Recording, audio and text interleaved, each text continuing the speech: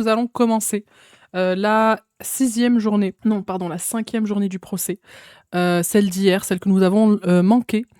On commence de suite. Ce nouveau direct est consacré, à la 5e journée du procès de Dehbia Benkired. 3 ans après les faits, Dehbia Benkired est jugée pendant 6 jours pour le meurtre et le viol et les actes de torture qu'elle a infligés à Lola Davier.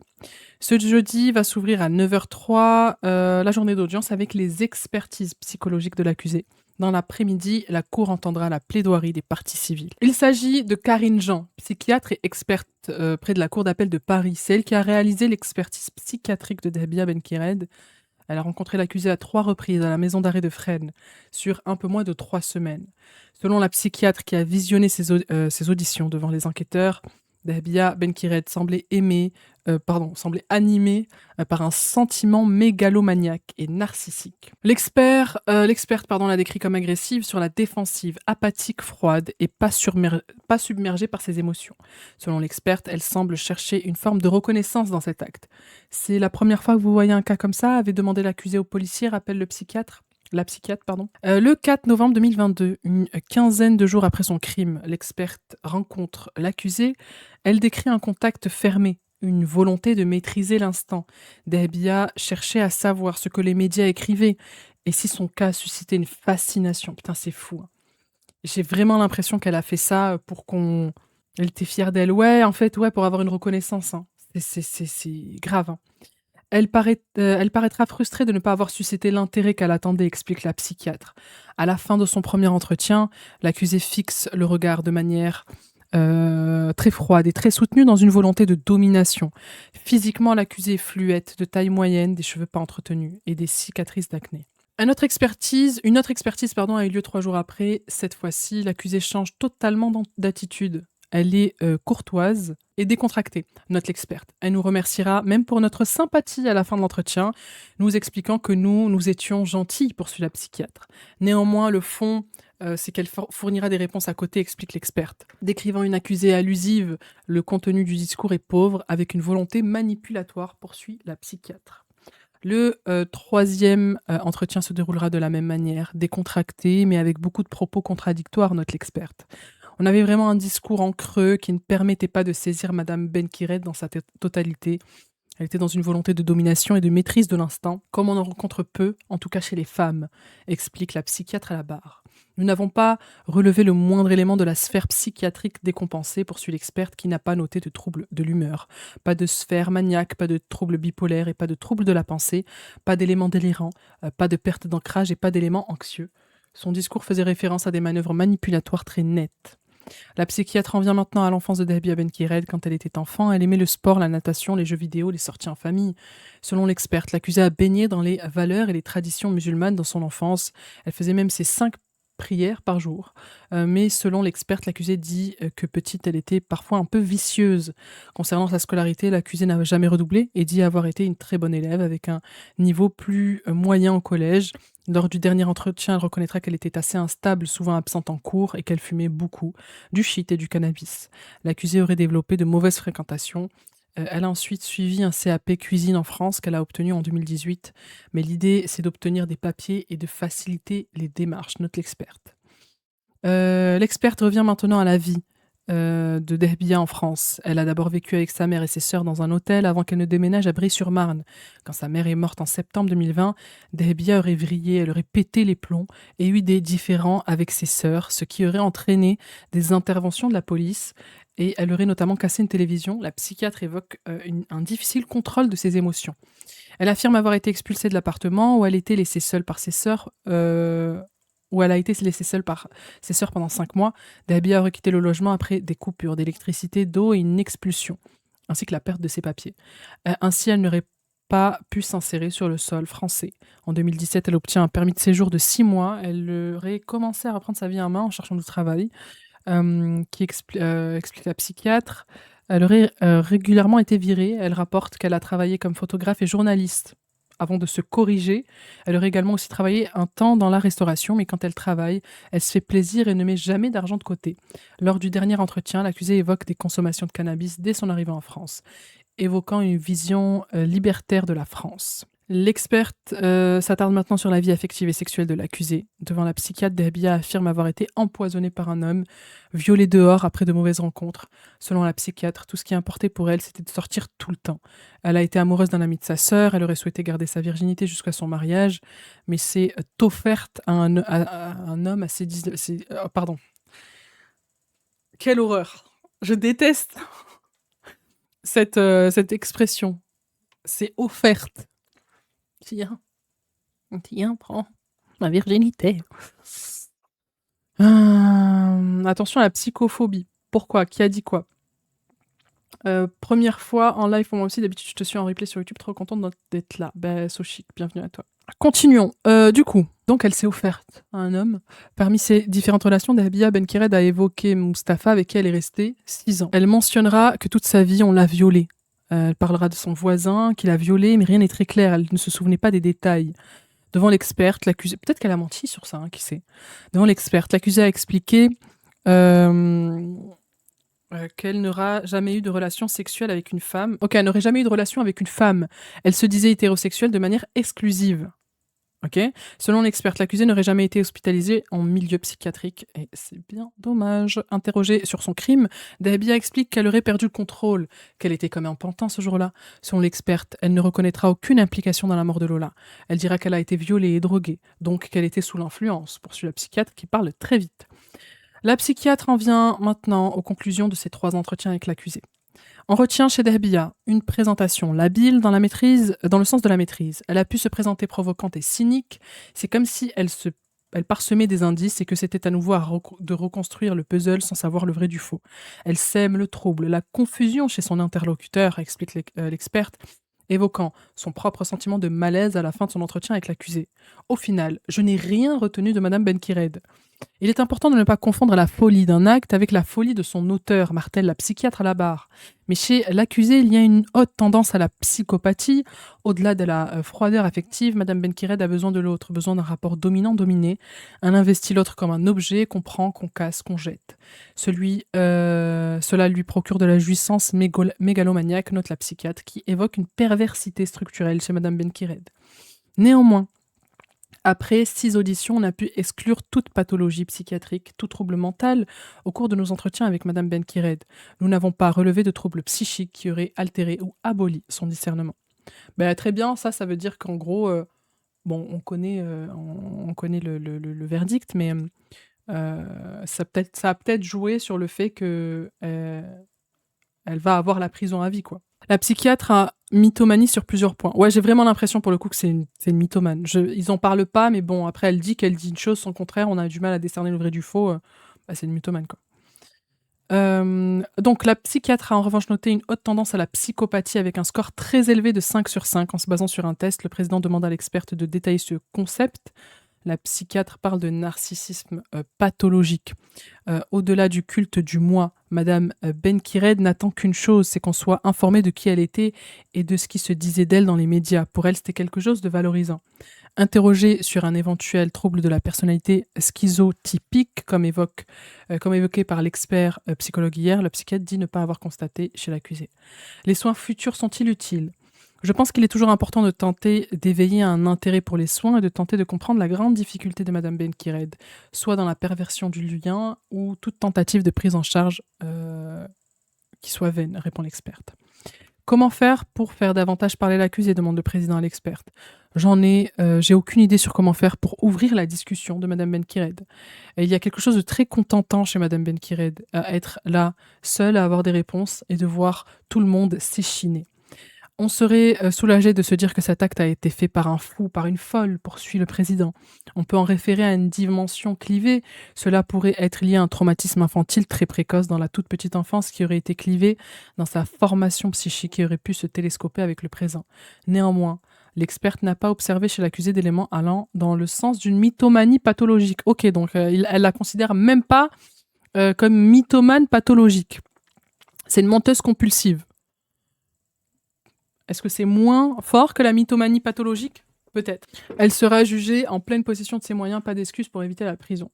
C'est pour ça qu'en soi, c'est peut-être pas une mauvaise nouvelle, même si c'est vrai que dans nos esprits, on aimerait peut-être lier cet acte par quelqu'un qui n'a pas de raison, qui n'a pas de discernement, quoi. Lola est tout ce que Dehbia n'est pas. Elle a une maison, des clés, un domicile, une place. Est-ce que c'est une clé de lecture du passage à l'acte? L'interroge maître Karine Bourdier, avocate de partie civile. Selon l'experte, en plus d'un sentiment de jalousie, l'accusé a un trouble identitaire majeur. La psychodynamique de l'acte peut être qu'elle n'ait pas toutes les clés, Madame Benkired. On ne peut pas se limiter à de la jalousie, ajoute-t-elle. Ah, genre, en gros, elle aurait peut-être voulu tuer Lola parce qu'elle a ressenti de la jalousie, qu'elle est tout et elle, rien, qu'elle ait aucune stabilité. C'est au tour de l'avocat de l'association Innocence en danger. Comment elle peut être attirée sexuellement par une fille de 12 ans, demande l'avocat à l'expert. Malheureusement, je n'aurai pas de réponse à apporter, Madame Benkired n'ayant pas voulu aborder le sujet avec moi.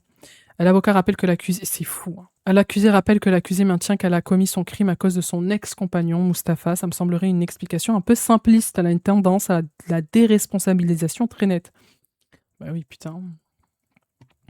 L'avocat général interroge maintenant la psychiatre qui a déclaré avoir ressenti un malaise au contact de l'accusé.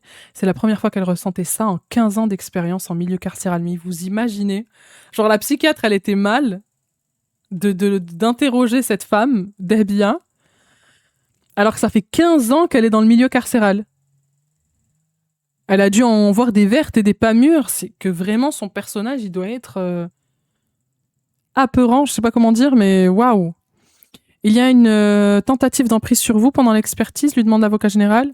Ce qui se joue à ce moment dans les jours qui ont suivi les différents entretiens et qui m'immiscent de manière insidieuse, oui, c'est quelque chose que l'on peut comprendre comme du ressort de l'emprise. La pensée est là mais n'avance pas, c'est quelque chose qui est figé, poursuit-elle. L'avocat général interroge maintenant l'expert sur la dangerosité et les risques de récidive observés chez Dehbia Benkired. Concernant la dangerosité psychiatrique et criminologique, cette personne est-elle dangereuse pour la société? Ce que je comprends, c'est qu'en termes de dangerosité et de risque de récidive, on est au maximum. C'est bien ça, confirme la psychiatre. C'est désormais au tour des questions de la défense, maître Valois. L'avocat de Dehbia Benkired s'adresse à l'experte. Avez-vous déjà été confronté à une tueuse d'enfants femme? L'interroge-t-il. Jamais, répond la psychiatre. C'est difficile de s'assurer des compréhensions relativement proches de ce que l'on peut croire, de ce que l'on croit penser de la personne par rapport au manque de littérature pour vous aider, poursuit l'avocat. Expliquant que le cas des femmes tueuses d'enfants étant rare, les psychiatres ont peu de documentation sur lesquelles s'appuyer. L'experte confirme. L'audition de la psychiatrie est terminée. La deuxième audition débute. Il s'agit de Liova Yon et Raphaël Gourevitch, les deux psychiatres qui ont réalisé la contre-expertise de l'accusé à la demande de la défense. Ils ont rencontré Dehbia Benkired à 3 reprises sur une période de 6 mois à l'UMD, unité pour malades difficiles, où elle avait été hospitalisée. Elle était en état de comprendre les propos tenus et les questions, explique l'expert. On note un léger ralentissement psychomoteur en raison d'un traitement médicamenteux, précise. Néanmoins, Liova Yon. J'ai jamais entendu ce prénom, Liova, c'est très beau. Lors de leur premier entretien, l'accusé se présente avec le crâne rasé, mais sans anomalie comportementale, explique Liova, qui évoque une biographie très lacunaire, avec des éléments contradictoires et très flous, notamment sur les viols qu'elle aurait subis. Selon lui, Dehbia, elle est en bonne santé au niveau physique avec sa détention provisoire. L'accusé n'a jamais fait l'objet de soins, soit par un psychologue ou psychiatre. Concernant sa consommation de drogue, elle avoue avoir une appétence pour le cannabis et confie avoir été droguée à plusieurs reprises. Lors des 3 entretiens qui ont duré 1h20, Dehbia est comme figée aux entretiens auxquels elle participe de façon lacunaire. Elle ne présente aucune difficulté de compréhension des questions, elle explique-t-il, ajoutant qu'elle a mis un terme au premier entretien, invoquant une fatigue. Ok. À la barre, l'expert explique que l'accusé n'a pas de déficience intellectuelle et ne présente aucun trouble de la logique et du raisonnement. Aucun symptôme de désorganisation de la pensée, ni sur le plan intellectuel, ni émotionnel, ni comportemental. Néanmoins, sur certains thèmes, sur les faits reprochés, le discours se fait plus confus, évoquant des réponses creuses et vides. Au cours de leur entretien, elle a dit à son mec, juste avant, tu vas voir ce que c'est une vraie Algérienne, peut-être il y a un lien indirect avec les violences en Algérie pendant la décennie noire. Il y a eu beaucoup d'horreur aussi. Bah, peut-être. Bah là, la première psychiatre, elle a dit aussi que peut-être qu'il s'est passé quelque chose dans sa très petite enfance et C'est quelque chose qui l'a marqué. C'est vrai qu'il y a eu la décennie noire en Algérie. À voir si si elle est née à ce moment-là, enfin si elle était en Algérie à ce moment-là. On continue. Du coup, au cours de leur entretien, les psychiatres n'ont noté aucune anomalie de contact qui évoquera une maladie schizophrénique. Elle essaiera de nous emmener sur ce terrain avec des éléments mystiques, des phénomènes bizarres avec des oiseaux. Très clairement, pour ne pas répondre aux questions, il n'y a pas chez elle de construction délirante. C'est un sujet qui est dans la réalité et nous n'avons pas de raison de penser qu'elle ne l'était pas avant. Madame Benkired ne délire pas. Il n'y a pas d'activité hallucinatoire. Même si l'accusé essaiera de nous emmener sur ce terrain. Au cours des entretiens, l'accusé est revenu sur certains événements de son enfance et sur les viols qu'elle évoque, mais les experts n'ont noté aucun syndrome dépressif, aucun trouble anxieux et aucun symptôme de stress post-traumatique. Si les experts notent une froideur, il ne s'agit pas d'une froideur que l'on peut retrouver dans les maladies psychotiques comme la schizophrénie. L'accusé ne présente aucun symptôme permettant de poser un diagnostic de maladie psychiatrique avérée, résume la spécialiste.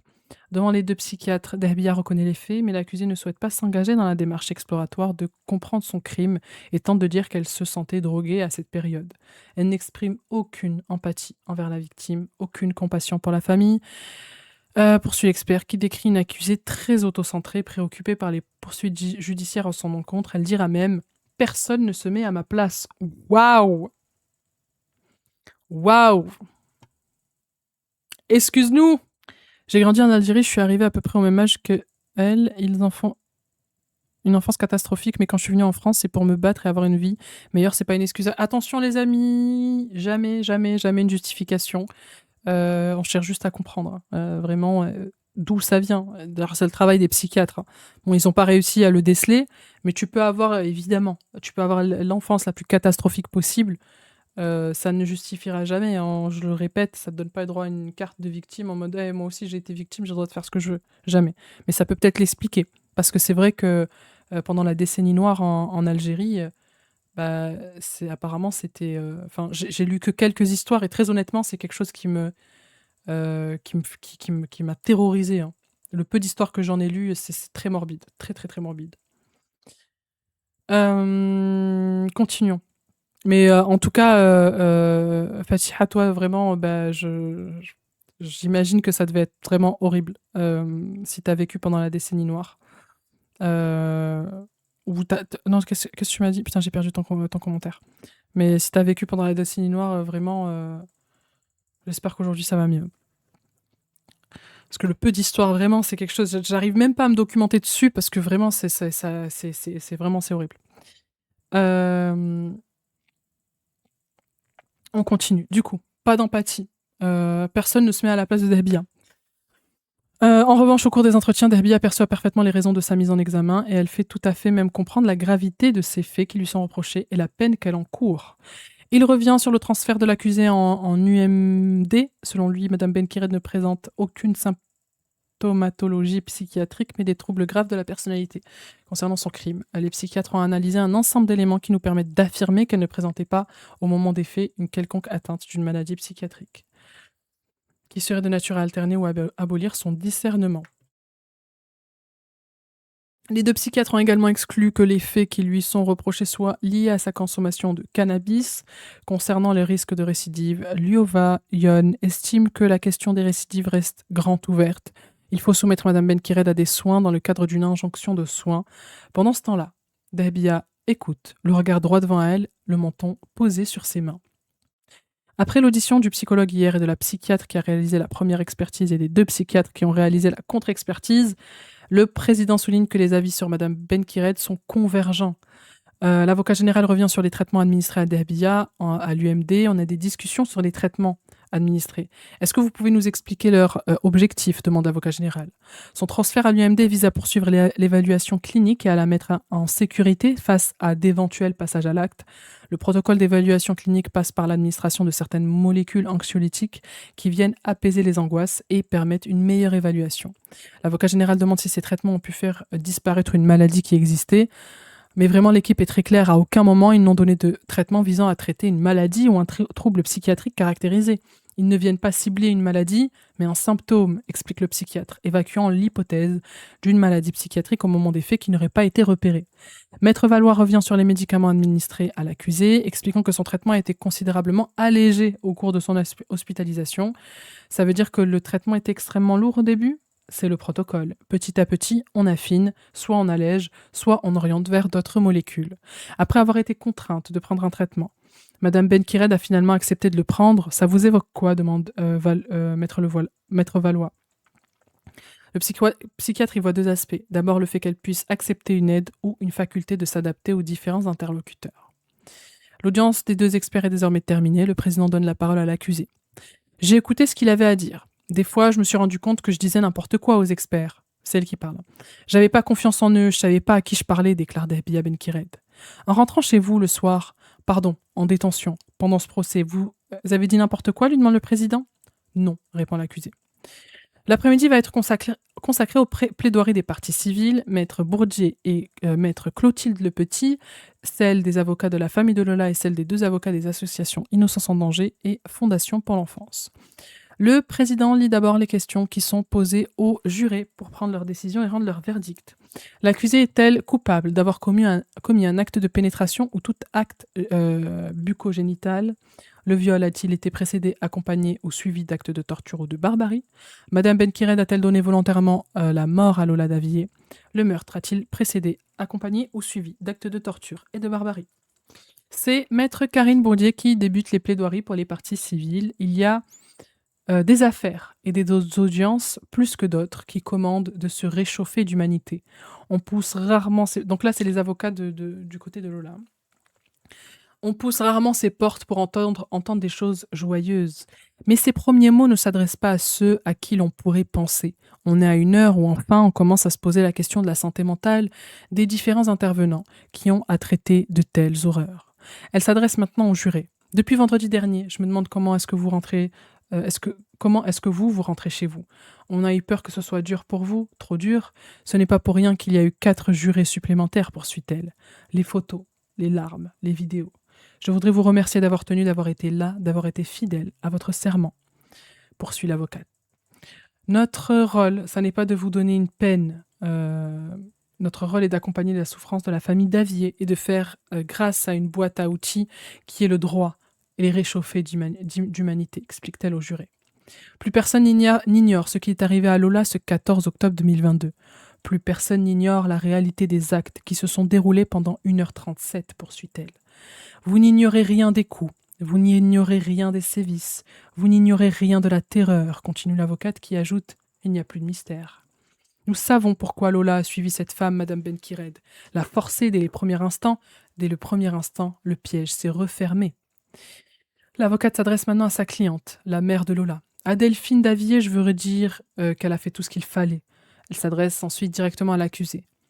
Personne ne minimise la difficulté qu'il y a à être jugé. Je ne doute pas un instant qu'il a fallu être sacrément carencé pour commettre un acte pareil. Mais je suis infiniment affligée de voir que depuis le jour 1 de cette affaire, dans le box des accusés, on n'aura pas avancé. On n'aura aucune réponse. Je vais vous dire, Madame Benkired, ce que vous avez fait.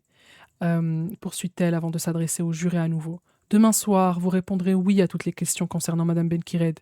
Vous direz qu'elle a piégé Lola. Vous direz qu'elle a suivi, qu'elle l'a forcée à la suivre. Vous direz qu'elle a fait rentrer dans cet appartement. Vous direz qu'elle l'a fait se déshabiller de force. Vous direz qu'elle a forcé à entrer dans la douche. Vous direz qu'elle a frappé sa tête contre le carrelage. Vous direz qu'elle l'a violée plusieurs fois, de plusieurs façons différentes. Vous direz qu'elle l'a ligoté. Vous direz qu'elle l'a tué. Et elle poursuit. Et qu'à l'issue de tout cela, elle a forcé cet enfant à ne regarder que ses yeux, injectés de sang. Vous ne direz pas autre chose que nous, que contrairement à ce que Madame Dahbia Benkired a dit, Lola Davier a peur, a été terrorisée et elle l'a supplié. Déclame-t-elle avant d'ajouter « Moi, je vous dis un enfant qui a peur, qui a mal, qu'on a frappé. Ça tremble et ça pleure. » Madame Benkired a dit que Lola était d'accord pour tout, et c'est pour ça qu'elle a pu continuer à la torturer. Il n'y a pas de détecteur de mensonges en France, et c'est une chance pour vous, Madame Benkired. Vous vous en êtes pris à elle parce qu'elle était fragile, inoffensive, vulnérable. Vous ne vous en êtes pas pris à quelqu'un qui aurait pu riposter, déclare l'avocate en s'adressant à l'accusé. Mais pour elle, il n'y a pas de cannabis, de rivotril, d'empoisonnement, d'encercellement. Tous ces châteaux de cartes sont tombés. Puis de nouveau, elle s'adresse à la famille de l'adolescente. Je voudrais vous dire Delphine, Thibaut, Dominique, Sabine, Jonathan, les autres, je voudrais vous dire qu'elle n'a pas pris Lola. Elle ne l'a pas eue. Elle n'y est pas parvenue. Je voudrais vous dire qu'elle existe dans vos yeux, vos sourires. J'y crois dur comme fer. Elle termine sa plaidoirie en s'adressant directement à Lola. Pour toi, Lola, nous ferons un devoir très heureux. Pour toi, Lola, on rira. Je vais vous le dire. Je veux le dire qu'ils pourront compter sur nous pour ça, que nous allons chasser la peur à coups de pied, déclare-t-elle. À travers nous, Lola vivra, conclut-elle. Très belle plaidoirie de maître Bourdier, il me semble, Karine Bourdier. C'est désormais au tour de maître Clotilde Petit de débuter sa plaidoirie, gagnée par l'émotion. Elle revient d'abord sur toutes les conséquences qui a engendré la mort de Lola dans des conditions atroces, sur sa famille, notamment sur sa mère, une mère qui a voulu tout voir et tout savoir du supplice de son enfant. Putain, ouais, j'ai des frissons. Selon maître Clotilde Petit, qui raconte avoir déconseillé à Delphine Davier de regarder les photos de son enfant décédé, d'aller la voir à la morgue ou d'assister à la reconstitution. Mais elle, putain, elle est partie la voir à la morgue. Oh là là, je savais pas ça. Mais elle voulait tout savoir. Elle voulait qu'on lui montre tout. Et j'ai fini par comprendre, en fait, il fallait qu'elle cesse d'imaginer que les choses aient une limite. Cette vérité, c'est sa façon d'y retourner, de ne plus jamais laisser Lola toute seule. Peut-être qu'elle a voulu traverser tout ça comme un chemin de croix, de se pardonner de ne pas avoir été là. Désormais Delphine, elle se dit qu'il peut se passer des choses derrière les portes, alors le seul endroit où elle se sent en sécurité, contenue, c'est dans son mobil-home. Il n'y a pas de pièce, pas de porte, pas de voisin. Putain, elle vit dans un mobil-home. C'est vrai, il y a cet aspect où il n'y a pas de voisin. Dahbia a essayé de nous faire croire aux monstres plutôt qu'à elle, mais il n'y a pas de monstre, s'emporte maître le petit. La vérité, au fond, on la sait. La science, le corps de Lola qui a parlé, les enquêteurs, les juges, jusqu'à la gourmette. Tout ça a eu raison de vous, madame Benkired. Lola, elle est partie. Hors du temps, a jamais figé à ses 12 ans, déclare madame le petit. Mais eux, la famille, méritent d'avancer. Ils vont y parvenir à avancer. C'est au tour de maître Salomé Busson-Prin, l'avocate de l'association Fondation pour l'enfant, de s'avancer à la barre. Elle revient sur les cauchemars évoqués au cours du procès par l'accusé. C'est vous, madame Benkired, le cauchemar. Ce qui est indéniable, ce que ce 14 octobre 2022, c'est parce que Lola était une enfant de 12 ans que madame Dahbia Benkired s'en est pris à elle. Vous-même, madame Benkired, vous avez dit que c'est parce que Lola était plus faible que vous vous en étiez pris à elle. L'avocate laisse la place à Mathias Darmon, l'avocat de l'association Innocence en danger. Le destin a voulu que 3 ans après, presque jour pour jour, nous jugions madame Benkired pour ce qu'elle a fait. Le 14 octobre est demain pour le verdict. L'enterrement de Lola a été enterré le 24 octobre, rappelle l'avocat. Il revient sur la malle qui contient le corps de Lola, montrée lors des audiences. Cette malle-là, c'est l'incarcération de la cruauté, de la sauvagerie. On ne l'a pas dit, mais madame Benkired est lâche, parce qu'elle s'en prend à une petite de 12 ans. Elle est lâche, car elle n'assume jamais rien, c'est toujours la faute des autres. Elle est lâche, parce qu'elle ment. Il s'adresse ensuite directement à l'accusé. Aujourd'hui, vous nous écoutez, mais demain, tout le monde vous oubliera. Vous avez essayé d'effacer Lola, mais c'est raté. Lola, elle est partout. Ce procès, c'est une épreuve pour nous tous. Pour tous, c'est un océan de tristesse. Lola, on ne l'a jamais croisée, mais on l'a tous déjà connue. Lola, c'est votre petite sœur, c'est votre nièce, c'est votre cousine. Quand on voit la famille à la barre s'effondrer, évidemment que ça nous fend le cœur. À l'issue des plaidoiries de la partie civile, le président lève l'audience. Elle reprendra demain matin à 9h30 avec les réquisitions, puis les plaidoiries de la défense. L'accusé aura la parole une dernière fois. On va directement, les amis, switcher à la journée d'aujourd'hui, du coup. Ce vendredi, la dernière journée d'audience va s'ouvrir à 9h30 avec les réquisitions de l'avocat général. Ce sera ensuite... je m'arrête 2 secondes. Le mobil-home et la maison des vacances du bonheur. Delphine reste dans le Havre de Paix où il réside les âmes de son mari et de Lola. Et puis même, c'est vrai qu'il devait partir en vacances ce jour, le vendredi, où Lola a été tuée. Mais il me semble qu'il devait prendre un mobil-home parce qu'il était en vacances de 2 semaines, quoi. On continue. Donc, la dernière journée d'audience va s'ouvrir avec les réquisitions de l'avocat général. Ce sera ensuite au tour de la défense de plaider, puis l'accusé aura une dernière fois la parole, avant que la cour ne se retire pour délibérer. Une centaine de personnes se sont réunies devant le tribunal de Paris ce vendredi matin.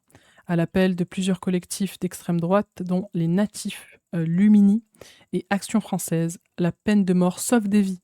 Pendant, Dahbia, sauvant des Lola. Ont-ils notamment scandé à plusieurs reprises durant le procès. La famille aurait pourtant indiqué qu'elle ne souhaitait pas de récupération politique. Franchement, ils sont à deux doigts de... Vraiment, la famille de Lola, ils sont à deux doigts de dire « S'il vous plaît, les Raslar, laissez-nous tranquilles. Laissez-nous, arrêtez. » Parce que c'est désolant, je vous jure. C'est désolant. En plus, du coup, suite à cette affaire, j'ai reçu énormément de personnes, de messages de personnes qui me disaient qu'elles travaillaient avec des personnes sous le coup d'une OQTF et que, enfin, en fait, ils se rendent pas compte. C'est une situation administrative OQTF. Hein. Ouais, t'as pas tes papiers, mais ça veut pas dire que t'es un criminel. Enfin, faut arrêter. Faut arrêter ça. Alors oui, s'ils avaient exécuté cette OQTF pour elle, si elle serait rentrée chez elle, même d'elle-même, si elle n'aurait pas été là, elle aurait peut-être pas tué Lola, oui. Mais dans tous les cas, même la famille, la propre famille, et je vous l'ai déjà dit, la famille, si scanderait ce genre de slogan, mais enfin, je dirais rien, je m'en foutrais. Mais là, de faire de la récupération comme ça, alors que c'est même pas ce qu'ils veulent. C'est déplacé et pas le propos. Ben non. Vous voyez dans tout ça, regardez, là on a passé presque une semaine dans cette salle d'audience à écouter son histoire, l'histoire de tout le monde, l'histoire de la famille, leurs ressentis, etc., etc. Est-ce que l'OQTF avait une quelconque importance dans son acte, dans son geste? Non. Ça n'avait aucune importance. Ça a rien changé.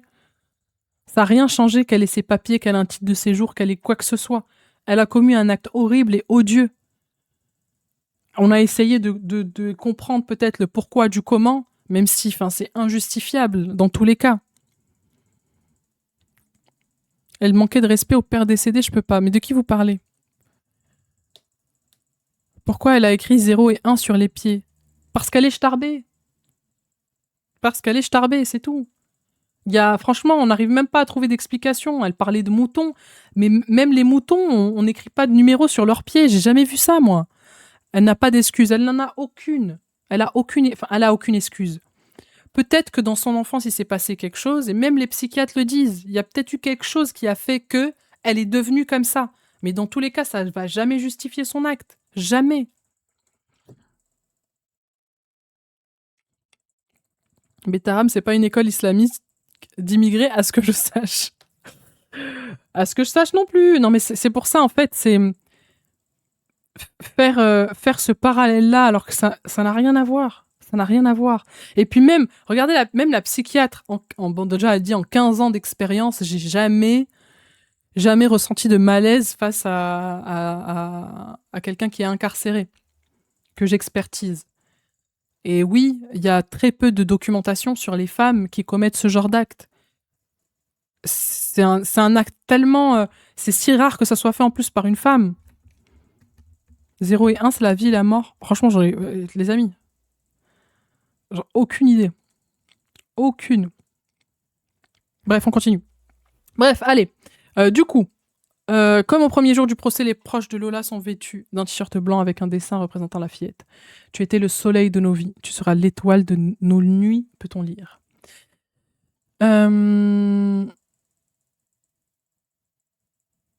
Cette dernière journée d'audience va débuter par les réquisitions de l'avocat général. Monsieur l'avocat général, nous vous demandons la parole au soutien des intérêts de la société.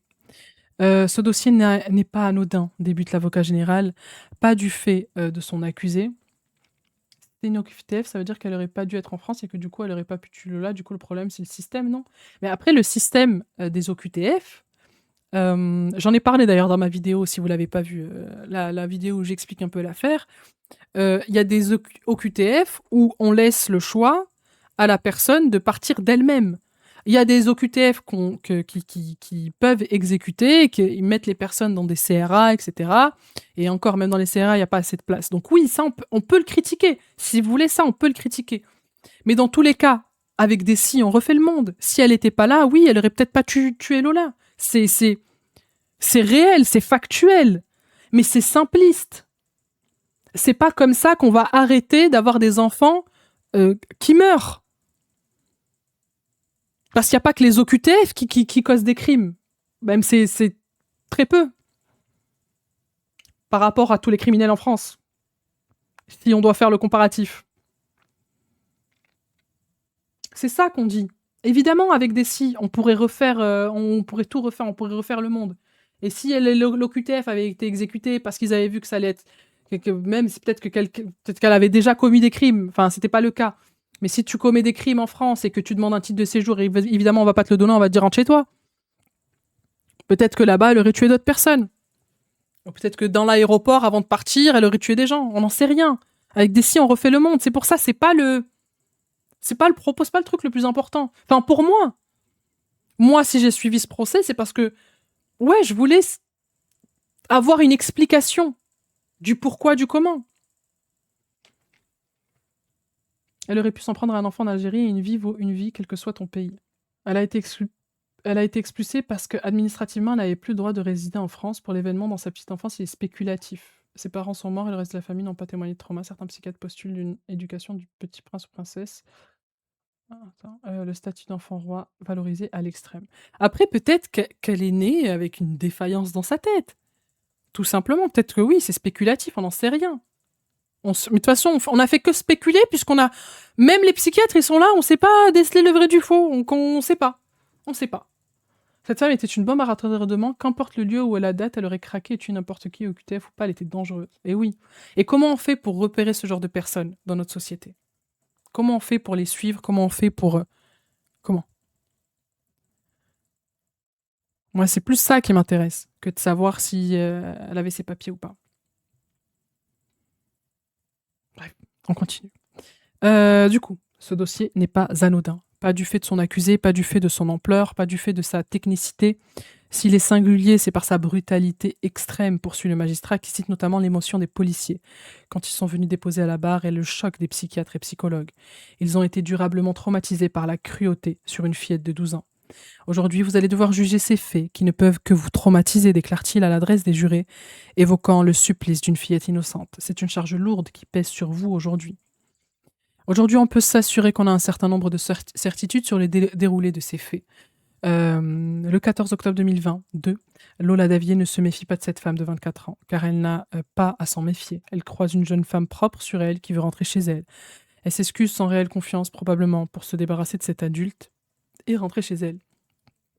Oui, elle appelle l'ascenseur pour aider, et c'est là que le calvaire va commencer. 1h37 au cours de laquelle 3 crimes seront commis. Les faits qui ont été commis entre 15h11 et 16h48. 1h37, durant laquelle l'accusé va la violer, la torturer, la tuer par asphyxie, tenter de la démembrer avant de la mettre dans une malle, énumère-t-il. 1h37 pour une éternité de souffrance, ajoute-t-il. Elle n'a jamais perdu une seule minute. Dahbia voulait faire du mal, elle voulait tuer. Dès qu'elle la croise, le piège s'est refermé sur elle. Elle n'a pas pu résister à la contrainte physique et psychologique d'une adulte. L'avocat général revient sur les contradictions et les incohérences de Dahbia Benkiret tout au long du procès. Face à la réalité, celle médico-légale, ces violences extrêmes sont commises dans un épisode d'humiliation, affirme l'avocat qui évoque la pénétration forcée, une manière pour Dahbia Benkiret d'asseoir sa domination. Puis des attouchements, un cunilingus et un autre viol. Évoquant un sadisme et une cruauté, l'avocat général estime qu'il s'agit d'une fillette de 12 ans exposée à une sexualité d'adulte dont elle ne connaît rien, elle est rabaissée. Dahbia, elle, ne s'empêche pas, elle ne s'empêche plus. L'enfant est devenu un objet. La fillette n'est plus là que pour le bon plaisir de sa tortionnaire. L'avocat général poursuit et revient sur les violences extrêmes subies par Lola de son vivant. 3 coups à la tête contre le carrelage de la salle de bain, 38 plis relevés sur le corps et une agonie de plusieurs minutes. Les violences sont intervenues avant que Lola ne soit morte, assure l'avocat général qui ajoute que c'est la définition même de la torture. Il revient sur le scotch, apposé longuement sur la fillette. Lola Davier va mourir de cette panique respiratoire dont l'expert est venu nous dire qu'elle portait bien son nom. On a ôté toute humanité au corps, qui va finir par ne devenir plus qu'un morceau de chair, dénonce l'avocat général. Depuis le début du procès, l'accusée maintient que Lola n'a pas crié, pas pleuré, qu'elle ne s'est pas débattue. Pour l'avocat général, il en est tout autre. Évidemment que cet enfant a pleuré, évidemment qu'elle a fait du bruit. Alors qu'est-ce qu'on en fait? On efface juste les traces du meurtre, rappelant que la scène de crime a été nettoyée et que l'eau de Javel a été utilisée pour masquer les odeurs du crime.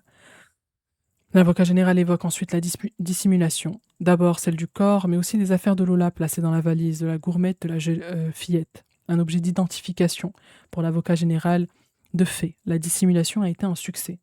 Il résume 1h37 de supplices qui ont été ôtés à l'enfant sa féminité et son humanité. 1h37 au cours desquelles Dehbia Benkiret violera, torturera, tuera et dissimulera le corps d'une fillette. Mais alors, pourquoi Lola et pas une autre enfant? Pourquoi ce jour-là? Pourquoi un tel déchaînement de violence? Depuis le début du procès, nous sommes suspendus aux explications de Dehbia Benkired, qui en donnera 10, 20, en fonction de ses interlocuteurs du public, des fantômes, des moutons, des ex que l'on accuse, la réminiscence d'un vol qu'elle aurait subi plus jeune, le lyrica, médicament qu'elle aurait pris, qui l'aurait poussé au crime. Mais selon lui, rien, absolument rien ne permet d'objectiver une consommation de médicaments. Fermez cette porte, comme vous fermerez toutes les autres. N'entrez pas dans le jeu pervers de l'accusé, demande-t-il au juré. Madame Benkired est la seule à avoir des réponses, martèle-t-il. Mais selon lui, il n'y a rien à attendre des déclarations de Madame Benkired. L'accusé a fait cela pour assouvir ses pulsions sexuelles, pour son plaisir. Je vais vous demander de répondre oui aux 6 questions, déclare l'avocat général au juré. Tout dans ce dossier, absolument tout, aurait préféré ce que la loi appelle abolition du discernement. Mais ces faits ne sont pas l'œuvre d'une malade mentale, d'un trouble de l'identité ou d'une bouffée délirante. Ces faits ont été réalisés en toute conscience, en toute connaissance de cause, par une femme déterminée. Le magistrat s'adresse maintenant aux proches de Lola. Vous avez souffert. Johan Davier en est littéralement mort le cœur brisé. Mais qui pourrait s'en remettre? Interroge-t-il. Et pourtant aujourd'hui vous êtes là, tous unis, poursuit-il, notant l'absence de haine de la famille. Vous avez fait le choix de répondre de la plus belle manière à l'indicible par la plus profonde humanité. Ça, c'est vrai. Franchement, je suis en admiration devant la dignité de cette famille. Vraiment. Parce que ils auraient vraiment pu... Enfin, le papa est littéralement mort de chagrin, mais je veux dire, le reste de la famille, la maman, le frère, les cousins, les tantes, les oncles, ils auraient tellement pu, je sais pas, en perdre la raison, et pourtant ils l'ont pas fait et ils avaient le droit de le faire. Du coup, pour virer tous les OQTF rapidement, c'est pas une bonne solution pour éviter ce genre de problème, les OQTF qui commettent des crimes en France. Bah, à ce jour, les personnes qui sont sous OQTF parce qu'elles ont commis un crime, elles sont pas lâchées dans la nature, déjà. C'est déjà le cas. Mais elle, c'était pas son cas. Elle n'était pas sous OQTF parce qu'elle avait commis un crime. Elle était juste sous OQTF parce que voilà. Parce que le préfet, il a décidé de ne pas lui accorder un titre de séjour. C'est tout. Est-ce qu'il faudrait pas est-ce qu'il aurait pas été préférable qu'elle ait un entretien psychiatrique qui aurait peut-être décelé qu'il y avait un problème, etc. et qu'elle soit mieux suivie? Mais ça coûte de l'argent. Ça coûte beaucoup d'argent. Et dans tous les cas, même si tu vires tous les OQTF avec ou sans crime, il y aura toujours des crimes en France. Toujours. Pas dur d'être sous OQTF en France. Il y a des personnes totalement insérées, bien insérées, qui ont un travail, qui payent leurs impôts, elles peuvent être sous OQTF. C'est pour ça, en fait, c'est pas le débat principal. On peut avoir un débat sur ça, mais c'est vraiment dans la liste, c'est pas le plus important, quoi. Et même la propre famille de Lola a estimé que pour eux, c'était pas là où ils voulaient mettre. Leur questionnement pour eux, c'était avoir une explication. Et la seule qui pouvait apporter une certaine explication, c'était Dehbia Benkired et elle l'a pas fait. Elle aurait pu tout aussi bien avoir un titre de séjour et commettre le crime. On aurait trouvé quoi comme excuse? Bah ouais, qu'elle soit algérienne.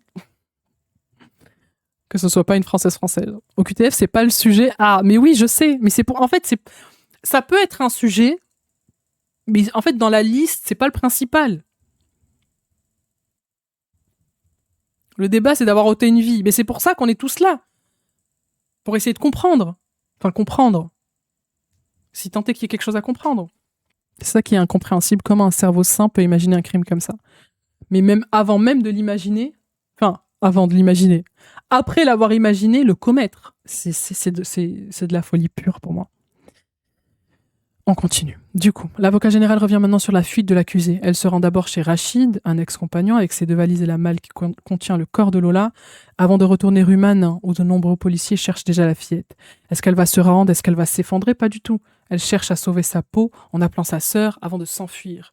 Elle a réussi sa fuite, puis elle a trompé la police, estime l'avocat général. La volonté de Madame Benkired est très claire, sauver sa peau, quitte à envoyer sa sœur au casse-pipe, quitte à mentir aux policiers, poursuit-il, rappelant que l'accusé a feint l'étonnement lors de son interpellation. L'avocat général a commencé à parler depuis près d'1 heure, depuis le box. Dehbia Benkired a les bras croisés, elle ne le lâche pas du regard. Un regard noir qui fait froid dans le dos. Waouh, putain, pour le journaliste du Parisien, il dit ça. Ouh là là là là. Et puis même la psychiatre, elle dit, enfin, mettre mal à l'aise une psychiatre, faut y aller quand même. Surtout quelqu'un qui a l'habitude du milieu carcéral.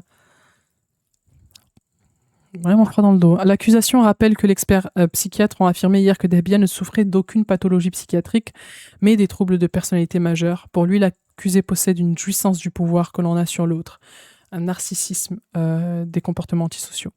Il évoque le type de personnalité de l'accusé, particulièrement rare et inquiétant, l'absence d'empathie, l'incohérence à la frustration de l'accusé.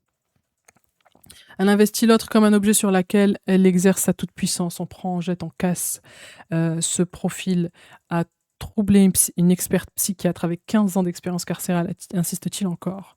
L'avocat général rappelle ensuite que Fria, la sœur de Dehbia, a eu le même parcours de vie sans pour autant commettre les mêmes crimes. Ce parcours de vie traumatique, elle l'a eu, Fria, mais elle a un parcours de vie stable. Le motif premier de ce crime, il est de l'ordre de la pulsion sexuelle et de la satisfaction et du plaisir de l'accusé. Vous avez aujourd'hui à juger 3 crimes qui, par leur commission simultanée, ouvrent des possibilités extraordinaires de la peine encourue, déclare l'avocat général. Ces crimes sont punis de la réclusion criminelle à perpétuité, rappelle-t-il, une peine d'exclusion sociale pour protéger la société. Vous allez devoir juger 3 crimes marqués par une particulière cruauté, marqués par une totale gratuité commise sur une jeune fille qui ignorait tout de Madame Benkired. Vous allez juger 3 crimes qui ont fait basculer une famille dans une souffrance sans nom, poursuit-il, à l'adresse des jurés. La situation de Dehbia Benkired, si elle est atypique, c'est du fait de son extrême dangerosité. Avant de déclarer quelques minutes auparavant, l'avocat général souligne le risque de récidive maximum, notamment du fait de l'absence de traitement adapté et de l'extrême dangerosité de l'accusé.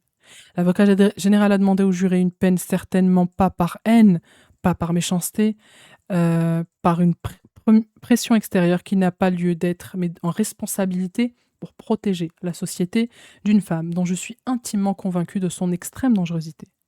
L'avocat général requiert donc la réclusion criminelle à perpétuité incompressible à l'encontre de Dehbia Benkired pour le meurtre de Lola Davier. L'avocat général a également requis une interdiction définitive de porter une arme, une interdiction d'exercer une profession au contact des enfants, une privation des droits d'inéligibilité et une interdiction du territoire français. C'est au tour de Maître Valois, l'avocat de Dehbia Benkired, de débuter sa plaidoirie. Hâte de voir ce qu'il va dire, son avocat. Maître Valois débute sa plaidoirie, il porte un micro-cravate qui grésille énormément et parle extrêmement vite, rendant difficile la compréhension de ses propos, si tant est qu'il serve à quelque chose. Plus la souffrance est grande, moins la justice est audible.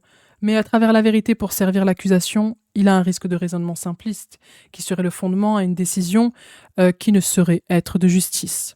Dans ce dossier, il y a des certitudes. Le constat de l'insoutenable, mais cette certitude criminelle n'a pas de mobile sans l'acceptation d'une autre vérité.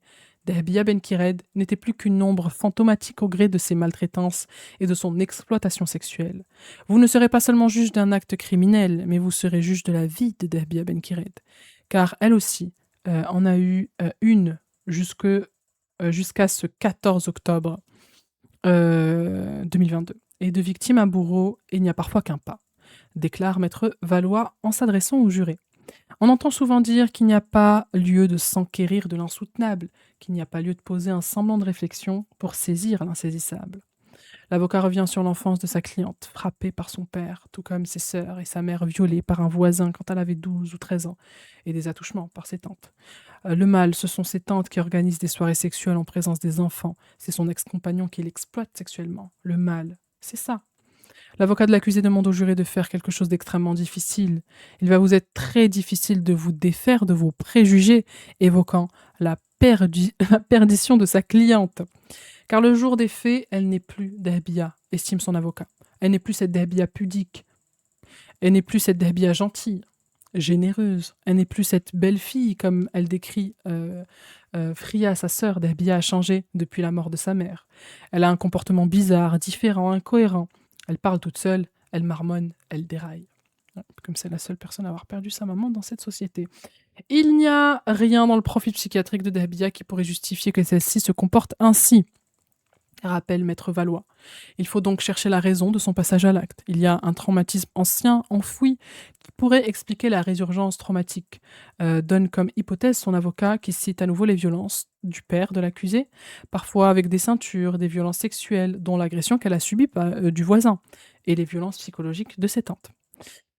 C'est ahurissant d'imaginer des femmes qui ramènent des hommes au domicile d'une enfant pour avoir des ébats sexuels.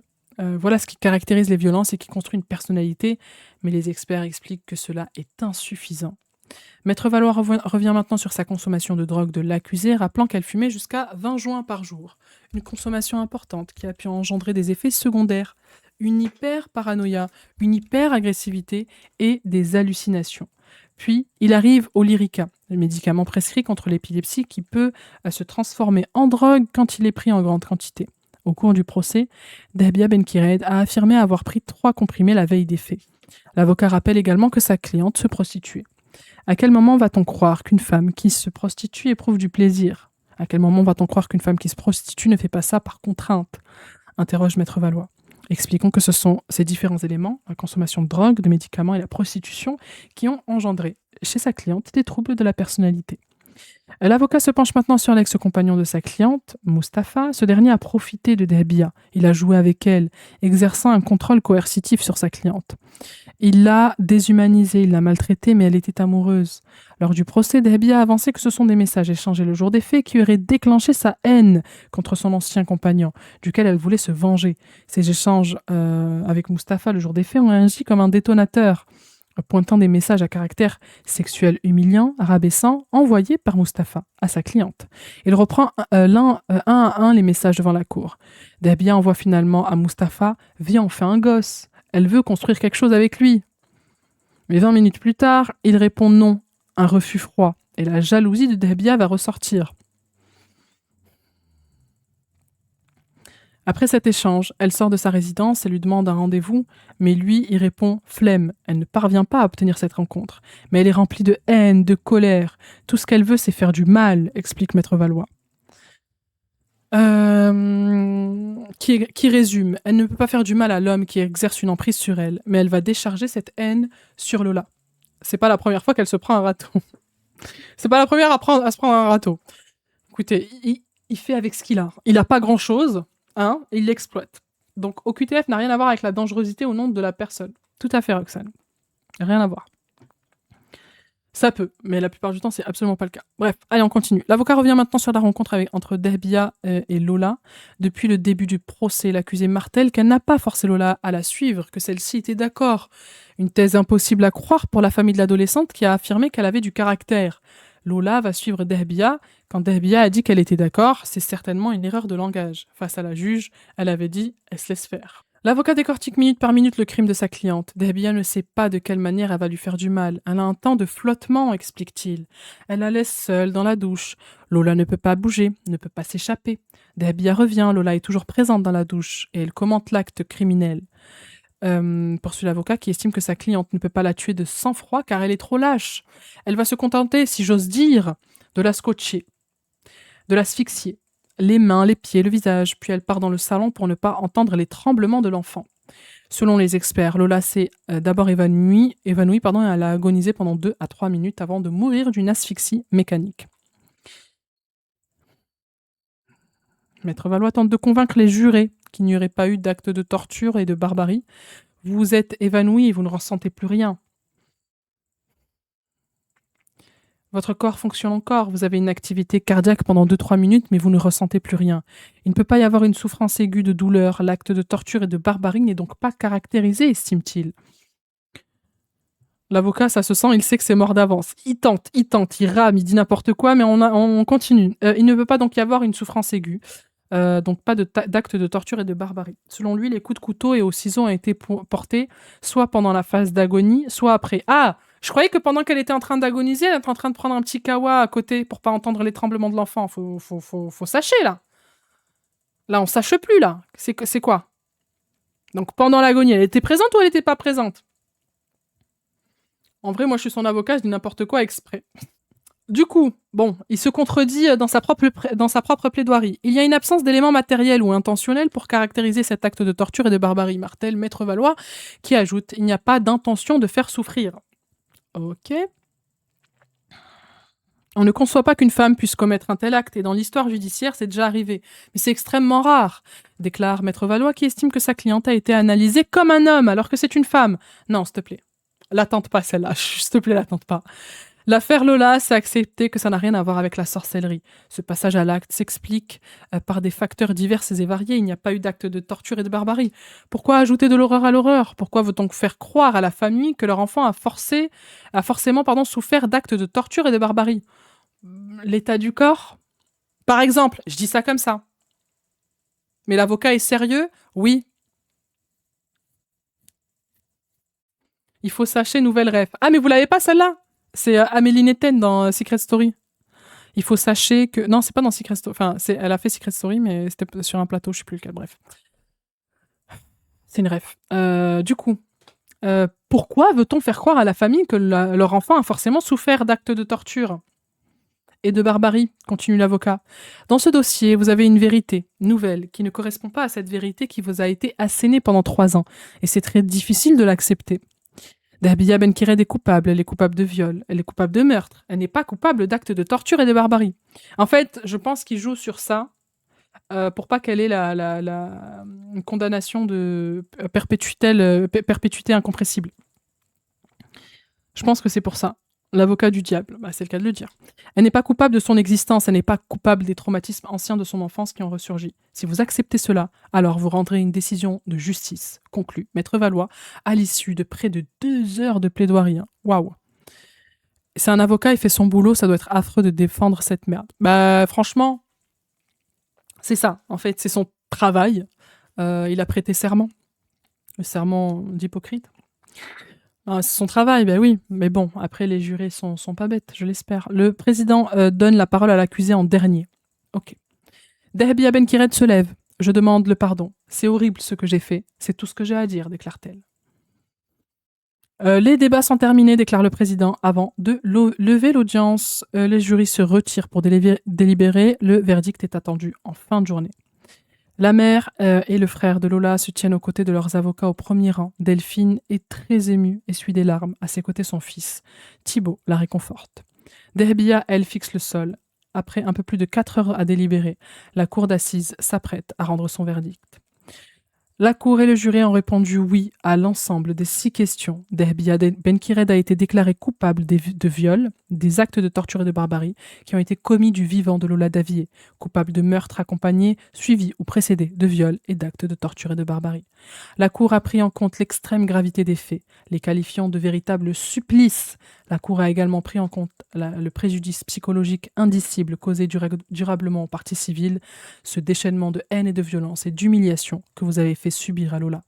L'accusé Dahbia Benkired est condamné à la réclusion criminelle à perpétuité incompressible, conformément aux réquisitions. C'est la première femme condamnée à cette peine maximale. Donc c'est historique. Nous le savons que cette décision ne vous rendra pas Lola, mais nous espérons que ce sera une étape dans votre processus de reconstruction, a déclaré le président de la cour d'assises de Paris. Delphine et Thibaut Davier, le frère et la mère de Lola, se serrent dans leurs bras. Le silence règne dans la salle, parcouru par une forte émotion. Nous tenons à rendre hommage à la dignité de la famille de Lola, dont la famille de Lola a su faire preuve.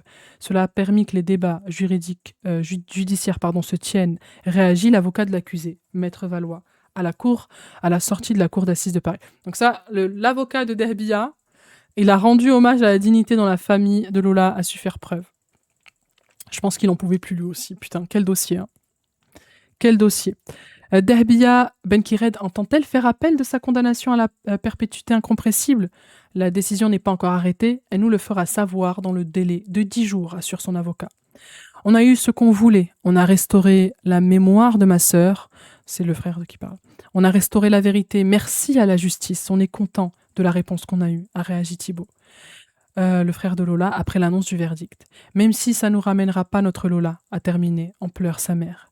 Delphine Davier, merci pour le soutien de tous. On croyait à la justice et on l'a eue. C'est une décision juste. On a restauré la mémoire de la vérité.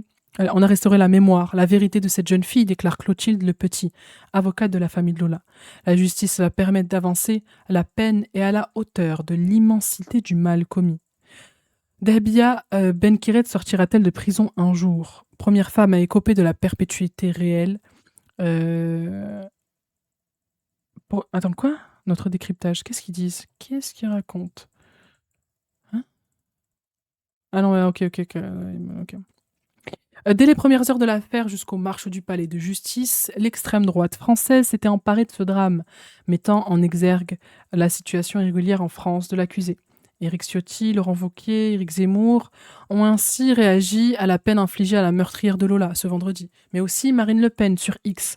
En appliquant la peine la plus lourde prévue par le code pénal, la justice ne s'est pas dérobée à ses responsabilités, a salué la triple candidate du Rassemblement national à la présidentielle. Pour rappel, la famille de Lola avait demandé que cesse instamment et soit retirée toute utilisation du nom et de l'image de leur enfant à des fins politiques. Si Dahbia Benkired est devenue la première femme à être condamnée à la perpétuité incompressible, plusieurs hommes, ok, donc là il nous faut... Ok les amis, on a fini ce procès, donc peine perpétuité incompressible.